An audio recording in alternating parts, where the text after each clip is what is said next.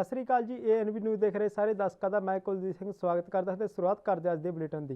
राजस्थान के कोटा जिले के हड़ प्रभावित खेतरों का दौरा करते हुए लोक सभा के स्पीकर ओम बिरला ने कहा कि हड़ कारण बहुत ज़्यादा नुकसान होया है। इस नाल बहुत सारी फसल तबाह हो गई है तो बहुत सारे लोगों के घर भी टुट गए हैं।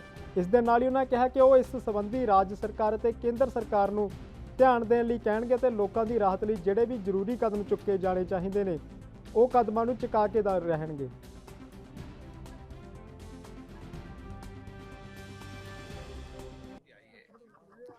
कई गांव की फसलें पूर्ण नष्ट हो चुकी है, कई गांव में कच्चे मकान गिर गए हैं, कुछ जनहानि भी हुई है और कई कस्बों में पानी भर चुका है। मैंने केंद्रीय गृह सचिव और राज्य के गृह सचिव, मुख्यमंत्री के सचिव, चीफ सेक्रेटरी सबसे बात की कि संपूर्ण आपदा के अंदर जो भी किसानों की फसल का नुकसान हो उसका तुरंत सर्वे कराया जाए, जो मकान गिरे उनका सर्वे किया जाए और जहां पर हालत विकट है उसके लिए NDRF की टीम आई हुई है। सेना का एक हेलीकॉप्टर यहाँ पर स्टैंड बाय खड़ा है। कभी भी कोई स्थिति हुई तो उसको रेस्क्यू ऑपरेशन करके लोगों की जान को बचाया जा सके। जहां जहां गांव टापू है वहां पर खाने के पैकेट भी डाले जा रहे हैं ताकि उनको भोजन मिल सके। आज सांगोद के बाद मैंने कुछ खानपुर के इलाके को भी देखा है और उसके बाद फिर बूंदी जिले के अंदर जाऊंगा और जहां जहां भी ऐसी स्थिति वहां पर एक बार जाकर। 12 जिले में भी त्रासदी हुई है। 12 जिले के अंदर और छबड़ा के पास में जो हुआ, मैंने जिला कलेक्टर और SP से मालूम किया है कि छबड़ा के पास के जो गांव जो मध्य प्रदेश में आते हैं वहां पर है। लेकिन मैंने 12 कलेक्टर और SP को कहा है कि कभी भी रेस्क्यू ऑपरेशन की जरूरत पड़े तो वायुसेना का हेलीकॉप्टर है, NDRF की टीम है, सरकार, राज्य सरकार हो, केंद्र सरकार हो। कांग्रेस पार्टी के सीनियर आगू कपिल सिब्बल ने बोलते हुए कहा कि सोशल मीडिया का प्रयोग 2014 ते 2019 के विच BJP ने दब के किया सी। इस दे नाल ही उन्होंने कहा कि सोशल मीडिया की उस समय दुरवरतों भी की गई सी, पर अज सरकार के खिलाफ सोशल मीडिया चल रहा है तो सरकार इसनूं बेलगाम घोड़ा कह रही है। इस दे नाल ही उन्होंने कहा कि पैगासस नाल सरकार हर एक दे फोन ते नज़र रख रही है। ये कोई आम मसला नहीं, सगों देश की सुरक्षा के नाल जुड़ा हुआ मामला है। कोई मायना नहीं है। उन्होंने कहा है कि सोशल मीडिया जो है वो एक बेलगाम घोड़ा है और उन्होंने ये भी कहा कि उनको ठीक सही रास्ते पे लाने की ज़रूरत है। तो मैंने जनता से पूछा है कि कौन सा ऐसा प्रदेश है जो खुद एक बेलगाम घोड़ा है। मैं ये नहीं जानता वो कौन सा है, वो तो जनता तय करेगी कौन सा ऐसा प्रदेश है जहां अपनी मनमर्जी से जो वहाँ सत्ता पे बैठे हुए हैं वो करते हैं, कोई अकाउंटेबिलिटी नहीं है। और देश की जनता से मैं ये भी पूछना चाहता हूँ, एक बेलगाम घोड़ा तो टेक्नोलॉजी भी है, जो पेगासस है वो भी बेलगाम है, उसका इस्तेमाल कौन कर रहा है ये भी जनता को जानना चाहिए। तो ये जो बेलगाम घोड़े हैं ना, वो केवल बेलगाम घोड़े ही नहीं है, जो घुड़सवार भी हैं वो भी बेलगाम है। बात तो ये कि जो बेलगाम घोड़े की बात वो मैं ख़त्म करता हूँ कि मैं पूछना चाहता हूं कि जो सोशल मीडिया का दुरुपयोग सबसे पहले किसने किया था? 2014 के इलेक्शन में, 2019 के इलेक्शन में। तब ये घोड़ा बेलगाम नहीं था, क्योंकि आज सोशल मीडिया इनके पक्ष में नहीं है और इनके खिलाफ लग जा रहा है, तो अब वो बेलगाम घोड़ा बन गया। रही आपकी संसद का सवाल, हम तो चाहते हैं कि बहस हो। हमने कहा कि पेगासस पे भी बहस हो, ये पेगासस पे बहस नहीं चाहते। अब तो कोई सवाल भी नहीं पूछ सकता। वो भी एक बेलगाम बात है कि अब हम संसद में एक ऐसे विषय पे सवाल भी नहीं पूछ सकते। और उनका कहना यह है कि अब तो वो कोर्ट में चले गया है। कोर्ट में तो बोफोर्स भी था तो सवाल रोज करते थे, कोर्ट में तो राफेल भी था, सवाल फिर भी होते थे। तो आज पेगासस पे सवाल क्यों नहीं हो सकते? क्योंकि ये सरकार बेलगाम है।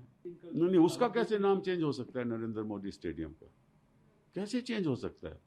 नरेंद्र मोदी के स्टेडियम अगर नाम चेंज कर दोगे वो तो एंटी नेशनल हो जाएगा, उसके खिलाफ तो सेडिशन भी लग सकता है। ये स्थिति आज हो गई है। तो देखो, वो बात आप मेरे से सवाल नहीं पूछो क्योंकि मुझे अब तकलीफ हो जाएगी, ठीक है ना? नरेंद्र मोदी जी हैं, उनके बारे में हम कुछ नहीं कह सकते।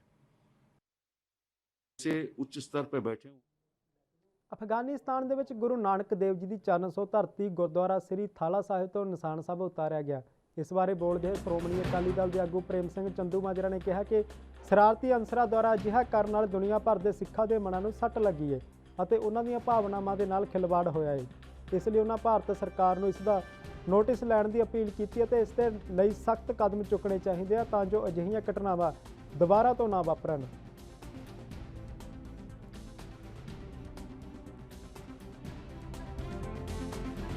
ਅਫਗਾਨਿਸਤਾਨ ਦੇ ਵਿੱਚ ਸ੍ਰੀ ਗੁਰੂ ਨਾਨਕ ਦੇਵ ਸਾਹਿਬ ਜੀ ਦੇ ਚਰਨ ਛੋਹ ਸਥਾਨ ਗੁਰਦੁਆਰਾ ਥਾਲਾ ਸਾਹਿਬ ਤੋਂ ਸ੍ਰੀ ਨਿਸ਼ਾਨ ਸਾਹਿਬ ਦਾ ਉਤਾਰੇ ਜਾਣਾ ਕੋਈ ਸ਼ਰਾਰਤੀ ਲੋਕਾਂ ਵੱਲੋਂ ਬਹੁਤ ਹੀ ਮੰਦਭਾਗੀ ਘਟਨਾ ਹੈ ਔਰ ਹਰ ਨਾਨਕ ਨਾਮ ਲੇਵਾ ਦੇ ਦੁਨੀਆ ਭਰ ਦੇ ਵਿੱਚ ਮਨਾਂ ਤੇ ਚੋਟ ਪਹੁੰਚੀ ਹੈ, ਜਜ਼ਬਾਤਾਂ ਤੇ ਚੋਟ ਪਹੁੰਚੀ ਆ। ਭਾਰਤ ਸਰਕਾਰ ਨੂੰ ਇਹਦਾ ਸਖਤੀ ਨਾਲ ਨੋਟਿਸ ਲੈਣਾ ਬਣਦਾ ਔਰ ਅਫਗਾਨਿਸਤਾਨ ਦੇ ਵਿੱਚ ਘੱਟ ਗਿਣਤੀਆਂ ਦੀ ਰੱਖਿਆ ਲਈ, ਘੱਟ ਗਿਣਤੀਆਂ ਦੇ ਧਾਰਮਿਕ ਸਥਾਨਾਂ ਲਈ, ਉਹਨਾਂ ਦੇ ਸੱਭਿਆਚਾਰ ਤੇ ਉਹਨਾਂ ਦੇ ਭਾਸ਼ਾਵਾਂ ਤੇ ਧਾਰਮਿਕ ਸਥਾਨਾਂ ਦੀ ਰਾਖੀ ਲਈ ਵਿਸ਼ੇਸ਼ ਤੌਰ ਤੇ ਅੰਤਰਰਾਸ਼ਟਰੀ ਪੱਧਰ ਤੇ ਯਕੀਨੀ ਬਣਾਉਣ ਦੇ ਇੰਤਜ਼ਾਮ ਹੋਣੇ ਚਾਹੀਦੇ ਨੇ। ਅੱਜ ਅਫਗਾਨਿਸਤਾਨ ਦੀਆਂ ਮਾੜੀਆਂ ਘਟਨਾਵਾਂ ਨੇ ਧਾਰਮਿਕ ਘੱਟ ਗਿਣਤੀਆਂ ਦੇ ਮਨਾਂ ਤੇ ਬਹੁਤ ਵੱਡੀ ਚੋਟ ਪਹੁੰਚਾਈ ਆ ਔਰ ਮੈਂ ਸਮਝਦਾ ਕਿ ਦੇਸ਼ ਵਿਆਪੀ ਨਹੀਂ ਦੁਨੀਆ ਭਰ ਦੇ ਵਿੱਚ ਇਹਦੀ ਨਿੰਦਾ ਕਰਨੀ ਬਣਦੀ ਆ ਔਰ ਭਾਰਤ ਸਰਕਾਰ ਨੂੰ ਅਫਗਾਨਿਸਤਾਨ ਦੇ ਗੁਰਦੁਆਰਾ ਸਾਹਿਬ ਦੇ ਵਿੱਚ ਨਿਸ਼ਾਨ ਸਾਹਿਬ ਉਤਾਰਨ ਦੇ ਉੱਪਰ ਬੋਲਦੇ ਹੋਏ ਦਿੱਲੀ ਗੁਰਦੁਆਰਾ ਪ੍ਰਬੰਧਕ ਕਮੇਟੀ ਦੇ ਪ੍ਰਧਾਨ ਮਨਜਿੰਦਰ ਸਿੰਘ ਸਿਰਸਾ ਨੇ ਕਿਹਾ ਕਿ ਅਫਗਾਨਿਸਤਾਨ ਦੇ ਵਿੱਚ ਹਾਲਾਤ ਦਿਨ-ਬ-ਦਿਨ ਖਰਾਬ ਹੁੰਦੇ ਜਾ ਰਹੇ ਨੇ। ਇਸ ਤੋਂ ਪਹਿਲਾਂ ਉਹਨਾਂ ਕਿਹਾ ਕਿ ਉਹ ਕਈ ਹਿੰਦੂ ਅਤੇ ਸਿੱਖ ਪਰਿਵਾਰਾਂ ਨੂੰ ਦਿੱਲੀ ਲਿਆ ਕੇ ਵਸਾ ਚੁੱਕੇ ਨੇ। ਇਸ ਮੌਕੇ ਉਹਨਾਂ ਭਾਰਤ ਸਰਕਾਰ ਤੇ ਵਿਦੇਸ਼ ਮੰਤਰੀ ਨੂੰ ਅਪੀਲ ਕੀਤੀ ਕਿ ਉਹਨਾਂ ਨੂੰ ਇਸ ਦੇ ਉੱਪਰ ਸਖਤ ਨੋਟਿਸ ਲੈਣਾ ਚਾਹੀਦਾ ਹੈ ਅਤੇ ਜਿਹੜਾ ਗੁਰਦੁਆਰਾ ਸਾਹਿਬ ਤੋਂ ਨਿਸ਼ਾਨ ਸਾਹਿਬ ਉਤਾਰਿਆ ਗਿਆ ਹੈ ਉਸ ਨੂੰ ਦੁਬਾਰਾ ਚੜਾਇਆ ਜਾਵੇ। इसकी दिल्ली सिख गुरुद्वारा मैनेजमेंट कमेटी कड़े शब्दों में निंदा करती है। अफगानिस्तान के अंदर पिछले लंबे समय से जो हमारे सिख और हिंदू भाई थे, उन दिल्ली सिख गुरुद्वारा मैनेजमेंट कमेटी ने 500 से ज्यादा परिवारों को दिल्ली लेकर आए और अब जिस तरह का वातावरण वहां पे बनाया जा रहा है, हमारे सिख भाई बहुत दहशत में हैं। मैं देश के विदेश मंत्री जी से और देश के होता हूं कि वहां की प्रधानमंत्री से, सरकार से बातचीत की जाए और हमारी जो रिलीजियस फ्रीडम है उसके ऊपर जो हमला हुआ है उसके खिलाफ। ਮੋਹਾਲੀ 'ਚ ਯੂਥ ਅਕਾਲੀ ਦਲ ਦੇ ਆਗੂ ਵਿੱਕੀ ਮਿੱਡੂ ਖੇੜਾ ਨੂੰ ਅਣਪਛਾਤੇ ਹਮਲਾਵਰਾਂ ਨੇ ਗੋਲੀਆਂ ਮਾਰ ਕੇ ਮਾਰ ਦਿੱਤਾ। ਇਸ ਮੌਕੇ ਵਿੱਕੀ ਮਿੱਡੂ ਖੇੜਾ ਦੇ ਲਗਭਗ 8 ਤੋਂ ਜ਼ਿਆਦਾ ਗੋਲੀਆਂ ਮਾਰੀਆਂ ਗਈਆਂ, ਜਿਸ ਨਾਲ ਵਿੱਕੀ ਗੰਭੀਰ ਰੂਪ ਵਿੱਚ ਜ਼ਖਮੀ ਹੋ ਕੇ ਡਿੱਗ ਪਿਆ, ਜਿਸ ਨੂੰ ਉੱਥੇ ਦੇ ਮੌਜੂਦ ਲੋਕਾਂ ਦੁਆਰਾ ਤੁਰੰਤ ਹਸਪਤਾਲ ਦੇ ਵਿੱਚ ਦਾਖਲ ਕਰਵਾਇਆ ਗਿਆ, ਜਿੱਥੇ ਮ੍ਰਿਤਕਾਂ ਨੇ ਉਸ ਨੂੰ ਘੋਸ਼ਿਤ ਐਲਾਨ ਕਰ ਦਿੱਤਾ।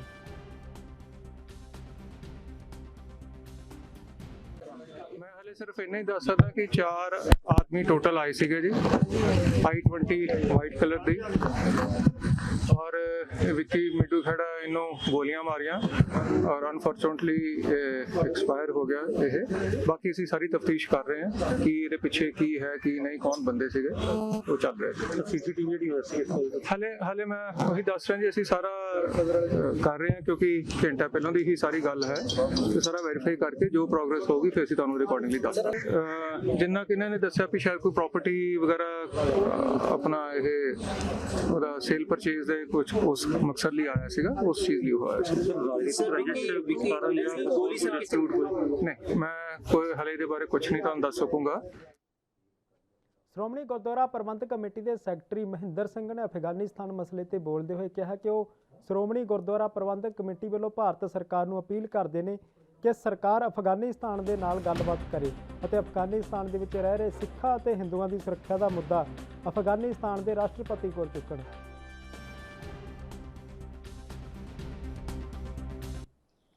ਪਿਛਲੇ ਦਿਨੀ ਕਾਫੀ ਇੱਕ ਚਰਚਾ ਦਾ ਵਿਸ਼ਾ ਬਣਿਆ ਕਿ ਅਫਗਾਨਿਸਤਾਨ ਵਿਖੇ ਇੱਕ ਗੁਰਦੁਆਰਾ ਤਲਾਸ਼ ਸਾਹਿਬ ਦੇ ਵਿੱਚੋਂ ਨਿਸ਼ਾਨ ਸਾਹਿਬ ਉਤਾਰੇ ਜਾਣ ਦੀ ਜਿਹੜੀ ਖਬਰ ਚੱਲੀ ਹੈ, ਬਹੁਤ ਮੰਦਭਾਗੀ ਹੈ। ਚਾਹੇ ਉੱਥੋਂ ਦੀਆਂ ਸੰਗਤਾਂ ਵੱਲੋਂ ਦੁਬਾਰਾ ਇਹ ਕਲੀਅਰ ਕਰ ਦਿੱਤਾ ਗਿਆ ਵੀ ਕੋਈ ਗੁਰਦੁਆਰਾ ਸਾਹਿਬ ਦੇ ਵਿੱਚੋਂ ਨਿਸ਼ਾਨ ਸਾਹਿਬ ਨਹੀਂ ਉਤਾਰਿਆ ਗਿਆ। ਮੈਂ ਭਾਰਤ ਸਰਕਾਰ ਨੂੰ ਅਪੀਲ ਕਰਦਾ ਕਿ ਉਹ ਅਫਗਾਨਿਸਤਾਨ ਸਰਕਾਰ ਦੇ ਨਾਲ ਗੁਰਧਾਮਾਂ ਦੀ ਸਾਂਭ ਸੰਭਾਲ ਵਾਸਤੇ, ਉੱਥੋਂ ਦੇ ਹਿੰਦੂ ਸਿੱਖਾਂ ਦੀ ਜਿਹੜੀ ਆ ਰੱਖਿਆ ਵਾਸਤੇ ਉਹਨਾਂ ਸਰਕਾਰਾਂ ਦੇ ਨਾਲ ਗੱਲਬਾਤ ਕਰਨ ਤਾਂ ਜੋ। ਪੰਜਾਬ ਰਾਜ ਅਨੁਸੂਚਿਤ ਜਾਤੀ ਕਮਿਸ਼ਨ ਦੇ ਮੈਂਬਰ ਗਿਆਨ ਚੰਦ ਨੇ ਕੈਲਾਸ਼ ਰੈਸਟ ਹਾਊਸ ਦੇ ਸ੍ਰੀ ਮੁਕਤਸਰ ਸਾਹਿਬ ਦੇ ਵਿੱਚ ਦਲਿਤ ਸਮੁਦਾਇ ਦੇ ਪੀੜਤ ਲੋਕਾਂ ਦੀਆਂ ਸ਼ਿਕਾਇਤਾਂ ਸੁਣੀਆਂ। ਇਸ ਮੌਕੇ ਤੇ ਮੌਜੂਦ ਅਧਿਕਾਰੀਆਂ ਨੂੰ ਉਹਨਾਂ ਸ਼ਿਕਾਇਤਾਂ ਦਾ ਮੌਕੇ ਤੇ ਹੀ ਨਿਬੇੜਾ ਕਰਨ ਦੇ ਨਿਰਦੇਸ਼ ਵੀ ਦਿੱਤੇ। ਇਸ ਮੌਕੇ ਕਮਿਸ਼ਨ ਦੇ ਮੈਂਬਰ ਨੇ ਕਿਹਾ ਕਿ ਉਹਨਾਂ ਨੂੰ ਸ੍ਰੀ ਮੁਕਤਸਰ ਸਾਹਿਬ ਤੋਂ ਬਹੁਤ ਸਾਰੀਆਂ ਸ਼ਿਕਾਇਤਾਂ ਮਿਲ ਰਹੀਆਂ ਸੀ, ਇਸ ਲਈ ਉਹਨਾਂ ਵੱਲੋਂ ਸ੍ਰੀ ਮੁਕਤਸਰ ਸਾਹਿਬ ਦਾ ਪ੍ਰੋਗਰਾਮ ਰੱਖਿਆ ਗਿਆ। ਇਸ ਦੇ ਨਾਲ ਹੀ ਸ੍ਰੀ ਮੁਕਤਸਰ ਸਾਹਿਬ ਦੇ ਕੁਝ ਕੇਸ ਅਜਿਹੇ ਸਨ ਜਿਨ੍ਹਾਂ ਦੇ ਧਿਆਨ ਦੇਣਾ ਬਹੁਤ ਜ਼ਰੂਰੀ ਸੀ, ਇਸ ਲਈ ਕਮਿਸ਼ਨ ਦੇ ਮੈਂਬਰਾਂ ਦਾ ਇੱਥੇ ਆਉਣਾ ਪਿਆ। ਇਸ ਦੇ ਨਾਲ ਹੀ ਉਹਨਾਂ ਕਿਹਾ ਕਿ ਉਹਨਾਂ ਦੇ ਆਉਣ ਦਾ ਮਕਸਦ ਪ੍ਰਸ਼ਾਸਨ ਨੂੰ ਇਹ ਸੰਦੇਸ਼ ਦੇਣਾ ਵੀ ਹੈ, ਜੇਕਰ ਪ੍ਰਸ਼ਾਸਨ ਸਹੀ ਤਰੀਕੇ ਨਾਲ ਕੰਮ ਨਹੀਂ ਕਰੇਗਾ ਤਾਂ ਕਮਿਸ਼ਨ ਇਸ ਦਾ ਸਖਤ ਨੋਟਿਸ ਲਵੇਗਾ।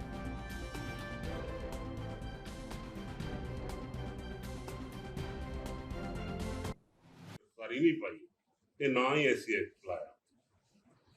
ਤੇ ਇੱਕ ਤੀਸਰੀ ਐਪਲੀਕੇਸ਼ਨ ਸੀ ਇੱਕ ਪਿੰਡ ਦੇ ਸਰਪੰਚ ਵੱਲੋਂ ਕਿ ਉਹਦਾ ਰਿਕਾਰਡ ਜਿਹੜਾ ਆ ਉਹ ਕਿਸੇ ਹੋਰ ਦੇ ਘਰ ਪਿਆ ਔਰ ਸੈਕਟਰੀ ਜਿਹੜਾ ਉਹਨੂੰ ਰਿਕਾਰਡ ਨਹੀਂ ਦੇ ਰਿਹਾ, ਉਲਟ ਔਰ ਉਹਦੇ ਤੇ ਗਵਨ ਦੇ ਕੇਸ ਕੱਢ ਰਿਹਾ।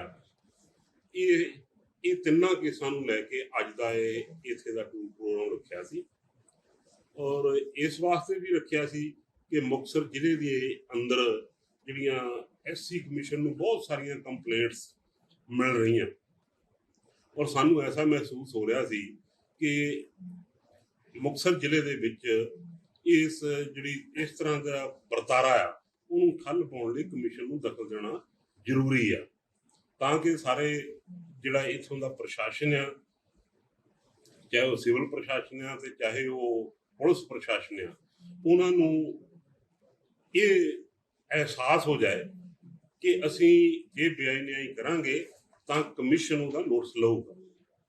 ਉਹਨੂੰ ਠੱਲ ਪਾਉਣ ਲਈ, ਉਹਨੂੰ ਘਟਾਉਣ ਲਈ ਕਮਿਸ਼ਨ ਨੇ ਇਹ ਫੈਸਲਾ ਕੀਤਾ ਕਿ ਇਹ ਮੌਕੇ ਤੇ ਜਾ ਕੇ ਇਹਨਾਂ ਕੰਪਲੇਂਟਸ ਦਾ ਮੁਆਇਨਾ ਵੀ ਕਰਨਾ ਤੇ ਪੜਤਾਲ ਵੀ ਕਰਨੀ ਔਰ ਜਿਹੜੇ ਕਸੂਰਵਾਰ ਲੋਕ ਆ ਉਹਨਾਂ ਦੇ ਖਿਲਾਫ ਐਕਸ਼ਨ ਲੈਣ ਲਈ ਪੁਲਿਸ ਨੂੰ ਆਦੇਸ਼ ਦੇਣਾ। ਤੇ ਉਹਦੇ ਸਬੰਧ ਦੇ ਵਿੱਚ ਅਸੀਂ ਅੱਜ ਉਹ ਤਿੰਨਾਂ ਹੀ ਕੇਸਾਂ ਦੇ ਵਿੱਚ ਪੜਤਾਲ ਲਈ ਇਹਨਾਂ ਨੂੰ ਕਿਹਾ ਕਿ ਸਾਨੂੰ ਸਟੇਟਸ ਰਿਪੋਰਟ ਜਿਹੜੀ ਆ 24 ਤਰੀਕ ਤੱਕ ਜਿਹੜੀ ਹੈ 24/8 ਤੱਕ ਸਾਡੇ ਦਫ਼ਤਰ ਦੇ ਵਿੱਚ ਚੰਡੀਗੜ੍ਹ ਪਹੁੰਚਾਈ ਜਾਵੇ। ਔਰ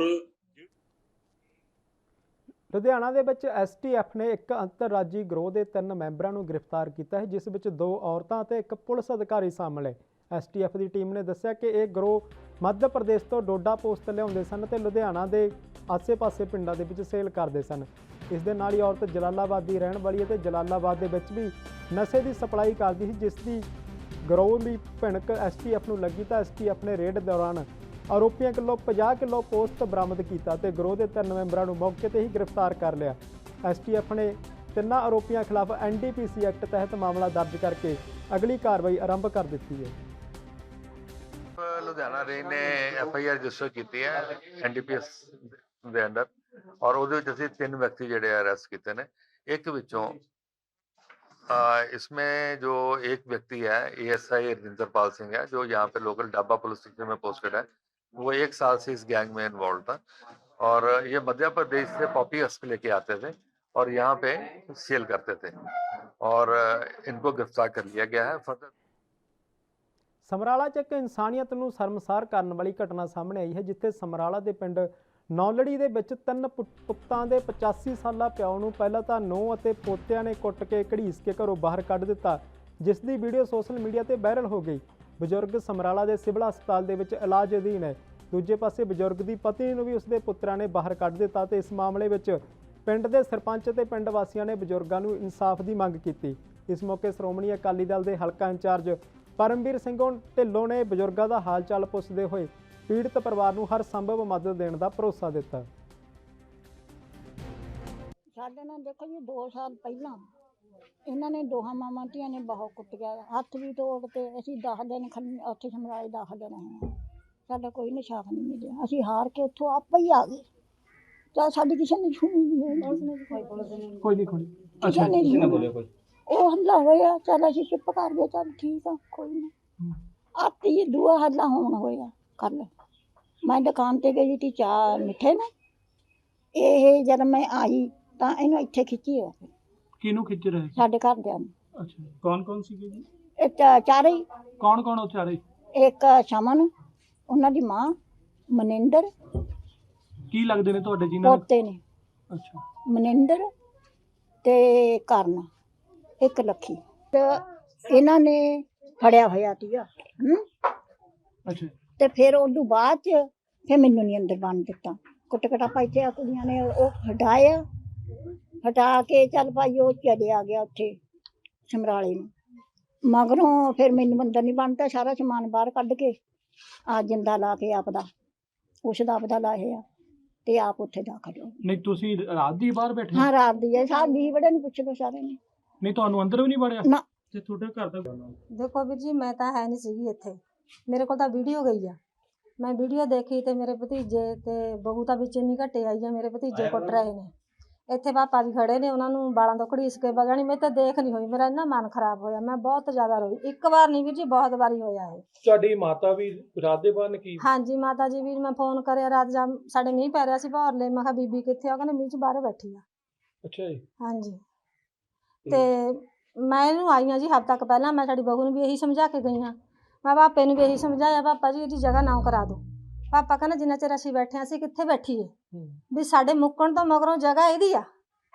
ਪਰ ਇਹਨੂੰ ਮੈਂ ਬਹੁਤ ਵੀਰ ਜੀ ਸਮਝਾਇਆ, ਇਹ ਉਹ ਗੱਲਾਂ ਤੇ ਨਹੀਂ ਆਉਂਦੀ ਹੈਗੀ। ਮੈਂ ਬਹੁਤ ਵਾਰੀ ਕਿਹਾ ਮੈਂ ਸਮਝ ਤੇਰੀ ਹੋ ਰਹਿ ਜਾਣੀ ਆ। ਮਾਤਾ ਅੰਦਰ ਨਹੀਂ ਬੜੀ ਹੈਗੀ? ਨਾ ਜੀ, ਮੇਰੀ ਬੀਬੀ ਜੱਦੀ ਮੈਂ ਆਈ ਹਾਂ ਮੈਂ ਇੱਥੇ ਹੀ ਬੈਠੀ ਆ। ਇਹ ਤਾਲੇ ਕਿਉਂ ਲਗਾਏ ਹੋਏ ਨੇ? ਤਾਲੇ ਜੀ ਉਹਨੇ ਹੀ ਲਗਾਏ ਨੇ, ਬਹੂ ਨੇ। ਕੀ ਮੰਗ ਕਰਦੇ ਹੋ? ਮੈਂ ਤਾਂ ਜੀ ਇਹੀ ਮੰਗ ਕਰਦੀ ਆ ਵੀ ਇਹਨਾਂ ਨੂੰ ਬਜ਼ੁਰਗਾਂ ਨੂੰ ਇਨਸਾਫ ਦਿਵਾਓ। ਸਾਰਾ ਰਾਤ ਜਿਹੜਾ ਬਜ਼ੁਰਗ ਰਾਤ ਜੀ ਸਾਨੂੰ ਅੰਦਰ ਦਾ ਤਾਂ ਕੋਈ ਪਤਾ ਨਹੀਂ, ਬਾਹਰ ਸਾਡੇ ਨਾਲ ਜਿਹੜਾ ਕੁਝ ਹੋਇਆ ਉਹਦੇ ਨਾਲ ਉਹਨੂੰ ਦਾੜੀ ਕੱਟੀ, ਉਹਦੇ ਵਾਲ ਪੱਟੇ, ਬਹੁਤ ਬੁਰਾ ਕੀਤਾ। ਇਹ ਅਜੇ ਹੋਣਾ ਨਹੀਂ ਚਾਹੀਦਾ ਹੈਗਾ। ਕਿਹਨੇ ਪੋਤਿਆਂ ਨੇ ਗੇਲੇ ਦੀ ਮਾਂ ਸੀ। ਜਿਹੜੀ ਇਹ ਬਜ਼ੁਰਗ ਮਾਤਾ ਰਾਤ ਦੀ ਬਾਹਰ ਕੀ ਹੈ? ਹਾਂ ਜੀ ਰਾਤ ਦੀ ਬਾਹਰ ਬੈਠੀ, ਉਹਨਾਂ ਰੋਟੀ ਨਹੀਂ ਕਿਸੇ ਨੇ ਦਿੱਤੀ, ਉਹਨੂੰ ਪਾਣੀ ਨਹੀਂ ਦਿੱਤਾ, ਇੱਕ ਨਹੀਂ ਬੈਠੀ। ਅਸੀਂ ਵੀ ਆਖਿਆ ਵੀ ਖਾ ਲਾ, ਮੰਨੀ ਨਹੀਂ ਹੈਗੀ ਉਹ। ਅੱਛਾ ਜੀ। ਸਾਡੀ ਤਾਂ ਉਹ ਕੁੜੀ ਆ ਜੀ ਉਰੇ ਪਿੰਡ ਦੀ, ਸਾਤੋਂ ਕਟਾਈ ਨਹੀਂ ਜਾਂਦੀ ਹੈਗੀ। ਨਹੀਂ ਅੰਦਰ ਨਹੀਂ ਵੜਨ ਦਿੱਤੀ ਜੀ? ਨਾ ਕੁੰਡਾ ਲੱਗਿਆ ਹੋਇਆ ਸੀਗਾ।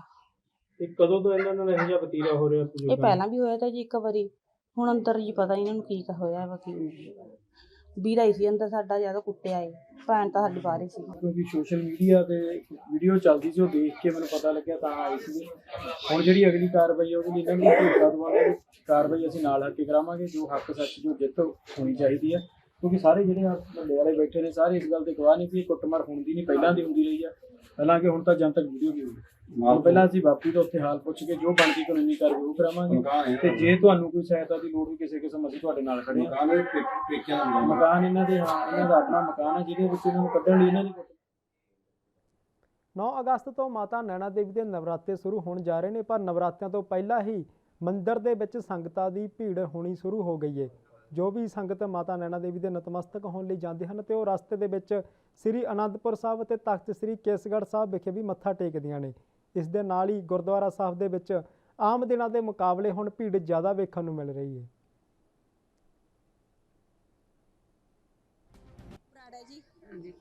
ਬਠਿੰਡਾ ਡਿਸਟ੍ਰਿਕਟ ਤੋਂ ਨੂੰ ਅਸੀਂ ਬਿਲੋਂਗ ਕਰਦੇ ਹਾਂ ਜੀ। ਤੇ ਪਹਿਲਾਂ ਮਤਲਬ ਕਰੋਨਾ ਕਰਕੇ 1.5 ਸਾਲ ਲੋਕਡਾਊਨ ਹੋਇਆ। ਹੁਣ ਅਸੀਂ ਬੜੀ ਮੁਸ਼ਕਲ ਨਾਲ ਪਹਿਲਾਂ ਤਾਂ ਦੁਆਵਾਂ ਕੀਤੀਆਂ ਸੁੱਖ ਸ਼ਾਂਤੀ ਦੀਆਂ, ਵੀ ਸਾਰੇ ਮਾਹੌਲ ਵਧੀਆ ਰਹੇ, ਕੋਈ ਲੋਕਡਾਊਨ ਨਾ ਹੋਵੇ। ਫਿਰ ਇਹ ਅਸੀਂ ਬਹੁਤ ਦੇਰ ਦੇ ਸੋਚਦੇ ਸੀ ਵੀ ਗੁਰਦੁਆਰਾ ਕੇਸਗੜ੍ਹ ਸਾਹਿਬ ਜਾਈਏ। ਸਾਨੂੰ ਇੱਥੇ ਆ ਕੇ ਬਹੁਤ ਵਧੀਆ ਲੱਗਿਆ।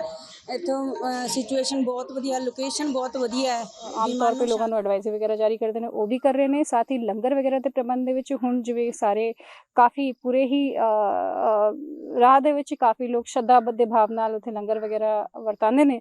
ਉਹਨਾਂ ਨੂੰ ਵੀ ਅਸੀਂ ਕੋਵਿਡ ਦੇ ਮੱਦੇਨਜ਼ਰ ਜ਼ਰੂਰ ਇਹ ਹਿਦਾਇਤ ਕਰ ਰਹੇ ਨੇ ਕਿ ਕੋਵਿਡ ਗਿਆ ਨਹੀਂ ਹੈ, ਕੋਵਿਡ ਹੁਣ ਵੀ ਸਾਡੇ ਆਸ-ਪਾਸ ਹੀ ਹੈ।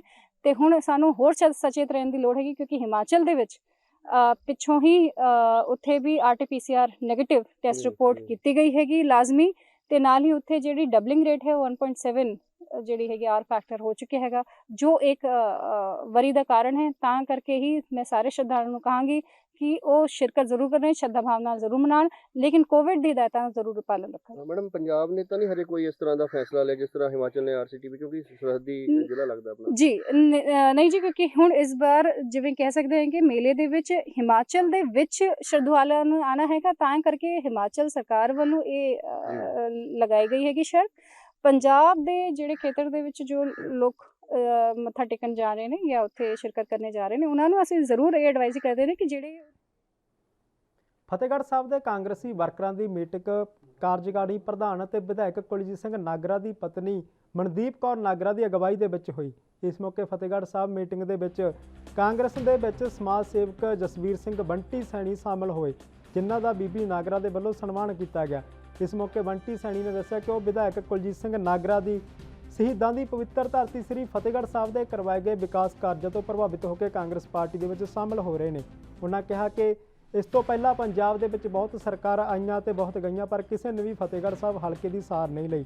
ਪਰ ਜਿੰਨਾ ਵਿਕਾਸ ਵਿਧਾਇਕ ਕੁਲਜੀਤ ਸਿੰਘ ਨਾਗਰਾ ਵੱਲੋਂ ਕਰਵਾਇਆ ਗਿਆ, ਉਹ ਆਉਣ ਵਾਲੀਆਂ ਚੋਣਾਂ ਦੇ ਵਿੱਚ ਕੁਲਜੀਤ ਸਿੰਘ ਨਾਗਰਾ ਦੀ ਜਿੱਤ ਦੇ ਉੱਪਰ ਮੋਹਰ ਲਗਾਉਂਦਾ ਹੈ।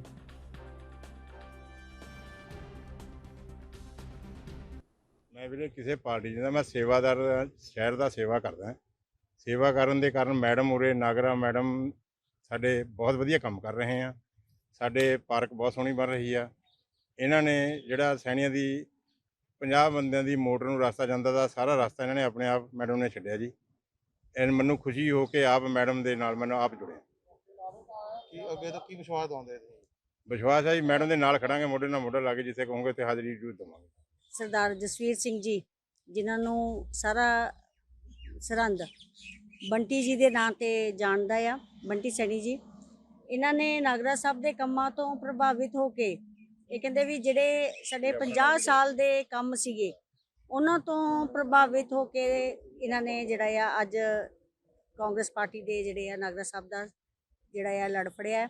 ਔਰ ਇਹਨਾਂ ਨੂੰ ਮੈਂ ਆਸ਼ਵਾਸਨ ਦਿਵਾਨੀ ਆ ਵੀ ਜਿਸ ਜਿਹੜੇ ਕੰਮਾਂ ਨੂੰ ਪ੍ਰਭਾਵਿਤ ਹੋ ਕੇ ਇਹਨਾਂ ਨੇ ਜਿਹੜਾ ਆ ਅੱਜ ਕਾਂਗਰਸ ਪਾਰਟੀ ਦਾ ਜਿਹੜਾ ਹੱਥ ਫੜਿਆ ਆ, ਇਹਨਾਂ ਨੂੰ ਕਿਤੇ ਵੀ ਜ਼ਿੰਦਗੀ 'ਚ ਕਿਤੇ ਨਿਰਾਸ਼ ਨਹੀਂ ਹੋਣਾ ਪਊਗਾ। ਔਰ ਇਸ ਤਰੀਕੇ ਦੇ ਨਾਲ ਜਦੋਂ ਸਾਰੇ ਸਹਿਯੋਗ ਕਰਨਗੇ, ਅਸੀਂ ਦੋਨੋਂ ਮੀਆਂ ਬੀਵੀ ਦਿਨ ਦੁਗਣੀ ਰਾਤ ਚੌਗਣੀ ਤਰੱਕੀ ਜਿਹੜੀ ਹੈ ਇਸ ਸ਼ਹਿਰ ਦੀ ਕਰਾਵਾਂਗੇ। ਬੰਟੀ ਜੀ ਸਾਡੇ ਅੱਜ ਸਾਡਾ ਕਾਂਗਰਸ ਪਾਰਟੀ 'ਚ ਆ ਕੇ ਜੁੜੇ ਨੇ, ਕਿਉਂ ਕਰਕੇ ਸਰਹੰਦ ਸ਼ਹਿਰ ਇਹਨਾਂ ਨੇ ਬੇਸਿਕਲੀ ਬਹੁਤ ਜੁੜੇ ਹੋਏ ਲੋਕਾਂ ਨਾਲ ਔਰ ਅੱਜ ਕਾਂਗਰਸ ਪਾਰਟੀ 'ਚ ਸ਼ਾਮਲ ਕਰਾਇਆ। ਮੈਂ ਪਹਿਲਾਂ ਇਹਨਾਂ ਨੂੰ ਮੁਬਾਰਕਬਾਦ ਦਿੰਦਾ ਔਰ ਵਿਸ਼ਵਾਸ ਦਿਵਾਨਾ ਜਿੱਦਾਂ ਨਾਗਰਾ ਸਾਹਿਬ ਦੀ ਸੋਚ, ਜਿਹੜੇ ਜੁੜਨ ਦਾ ਇਹਨਾਂ ਦਾ ਮਕਸਦ ਹੀ ਇਹ ਜਿਹੜੇ ਵਿਕਾਸ ਦੇ ਕੰਮ ਹੋ ਰਿਹਾ ਉਹਨਾਂ ਤੋਂ ਪ੍ਰੇਰਿਤ ਹੋ ਕੇ ਇਹ ਕਾਂਗਰਸ ਪਾਰਟੀ ਨਾਲ ਅੱਜ ਜੁੜੇ ਆ। ਔਰ ਬੜਾ ਲੋਕਾਂ 'ਚ ਉਤਸ਼ਾਹ ਹੈ, ਆਪ ਆ ਕੇ ਆਪ ਮਾਰੇ ਆ ਕੇ ਲੋਕ ਨਾਗਰਾ ਸਾਹਿਬ ਨਾਲ ਜੁੜ ਰਹੇ ਨੇ। ਔਰ ਤੁਸੀਂ ਦੇਖਿਓ ਆਉਣ ਵਾਲੇ ਟਾਈਮ 'ਚ ਇੱਕ ਤਰਫਾ ਜ਼ਿਲ੍ਹਾ ਕਪੂਰਥਲਾ ਦੇ ਪਿੰਡ ਪਤਲੀ ਲੱਕੜਵਾਲ ਦੇ ਪੜ੍ਹੇ ਲਿਖੇ ਛੋਟੀ ਉਮਰ ਦੇ ਤੇ ਸਰਬਸੰਮਤੀ ਨਾਲ ਚੁਣੇ ਗਏ ਯੂਥ ਸਰਪੰਚ ਨੇ ਆਪਣੀ ਦੂਰਦਰਸ਼ੀ ਸੋਚ ਦੇ ਨਾਲ ਪਿੰਡ ਦੀ ਨੁਹਾਰ ਬਦਲ ਦਿੱਤੀ ਅਤੇ ਪਿੰਡ ਦੀ ਗੁਰਪ੍ਰੀਤ ਸਿੰਘ ਗੋਪੀ ਦੁਆਰਾ ਪਿੰਡ ਦੇ ਵਿੱਚ ਕਰਵਾਏ ਗਏ ਵਿਕਾਸ ਕਾਰਜਾਂ ਦਾ ਸਾਰੇ ਪਿੰਡ ਵਾਸੀ ਸ਼ਲਾਘਾ ਕਰ ਰਹੇ ਹਨ ਅਤੇ ਹੋਰ ਪਿੰਡਾਂ ਦੀਆਂ ਪੰਚਾਇਤਾਂ ਲਈ ਇਹ ਨੌਜਵਾਨ ਮਾਡਲ ਬਣ ਗਿਆ ਹੈ। ਇਸ ਦੇ ਨਾਲ ਹੀ ਪਿੰਡ ਦੇ ਵਿੱਚ ਆਧੁਨਿਕ ਸੋਚ ਦੇ ਨਾਲ ਵਿਆਹ ਪੈਲਸ ਦੀ ਉਸਾਰੀ ਕਰਵਾਈ ਗਈ ਤਾਂ ਜੋ ਗਰੀਬ ਪਰਿਵਾਰ ਆਪਣੇ ਬੇਟੀਆਂ ਦੇ ਵਿਆਹ ਪਿੰਡ ਵਿੱਚ ਹੀ ਕਰ ਸਕਣ।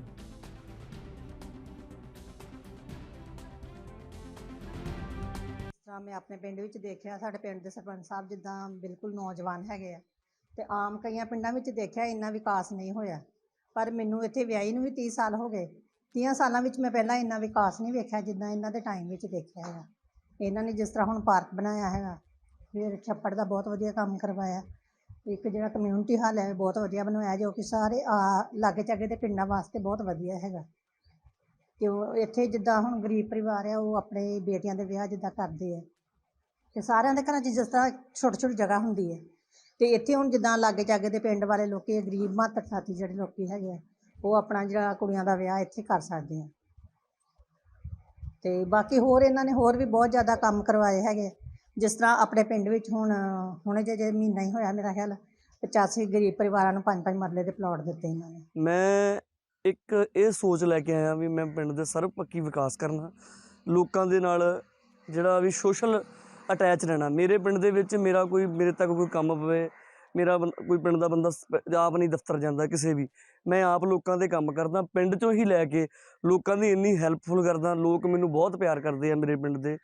ਇਸ ਵਾਰ ਜਦੋਂ ਇਲੈਕਸ਼ਨਾਂ ਹੋਈਆਂ ਤੇ ਮੈਨੂੰ ਸਰਬਸੰਮਤੀ ਨਾਲ ਸਰਪੰਚ ਬਣਾਇਆ ਗਿਆ ਤੇ ਇਹ ਬੜੀ ਵੱਡੀ ਗੱਲ ਆ, ਕਿਉਂਕਿ ਮੇਰੀ ਉਮਰ 27-28 ਸਾਲ ਸੀਗੀ ਜਦੋਂ ਮੈਨੂੰ ਸਰਪੰਚ ਚੁਣਿਆ ਗਿਆ ਤੇ ਮੈਨੂੰ ਇਸ ਵਿੱਚ ਘੱਟ ਏਜ ਦੇ ਵਿੱਚ ਸਨਮਾਨਿਤ ਵੀ ਕੀਤਾ ਗਿਆ ਜ਼ਿਲ੍ਹੇ ਦੇ ਵਿੱਚ, ਵੀ ਸਭ ਤੋਂ ਘੱਟ ਏਜ ਦਾ ਸਰਪੰਚ ਬਣਨ ਦੇ ਵਿੱਚ ਮੈਨੂੰ ਮਾਣ ਵੀ ਮਿਲਿਆ। ਤੇ ਇਸ ਕਰਕੇ ਮੈਂ ਲੋਕਾਂ ਦੇ ਨਾਲ ਅਟੈਚ ਹਾਂ, ਕਿਉਂਕਿ ਸਾਡੇ ਮਦਰ ਜਿਹੜੇ ਸੀਗੇ ਉਹ ਲਗਾਤਾਰ 4 ਵਾਰ ਸਰਪੰਚ ਰਹੇ, ਪਹਿਲਾਂ ਫਾਦਰ ਰਹੇ। ਇੱਕ ਰਾਜਨੀਤੀ ਸਾਡੇ ਬਲੱਡ ਵਿੱਚ ਜਿੱਦਾਂ ਕਹਿ ਦਿੰਦੀ ਹੈ ਵੀ ਗੁੜਤੀ ਆ ਜਾਂਦੀ ਆ, ਉਸ ਹਿਸਾਬ ਨਾਲ ਅਸੀਂ ਇਸ ਸਿਆਸੀ ਪੱਖ ਦੇ ਨਾਲ ਜੁੜੇ ਪਏ ਹਾਂ। ਅਤੇ ਬਾਕੀ ਇਹ ਗੱਲ ਆ ਵੀ ਸਾਡੇ MLA ਸਰਦਾਰ ਰਾਣਾ ਗੁਰਜੀਤ ਸਿੰਘ, ਉਹਨਾਂ ਦਾ ਮੇਰੇ 'ਤੇ ਬਹੁਤ ਸਿਰ 'ਤੇ ਹੱਥ ਵਾ, ਮੈਨੂੰ ਬਹੁਤ ਪਿਆਰ ਕਰਦੇ ਆ, ਮੈਨੂੰ ਆਪਣੇ ਬੱਚਿਆਂ ਵਾਂਗੂ ਮੰਨਦੇ ਆ। ਮੈਂ ਜਿਹੜਾ ਕੰਮ ਕਵਾਂ ਉਸੇ ਟਾਈਮ ਕਰ ਦਿੰਦੇ ਆ। ਫਿਲਹਾਲ ਮੇਰੇ ਨਾਲ ਬੁਲੇਟਿਨ ਵਿੱਚ ਇੰਨਾ ਹੀ, ਤੇ ਤੁਸੀਂ ਬਣੇ ਰਹੋ ANV ਨਿਊਜ਼ ਦੇ ਨਾਲ। ਧੰਨਵਾਦ।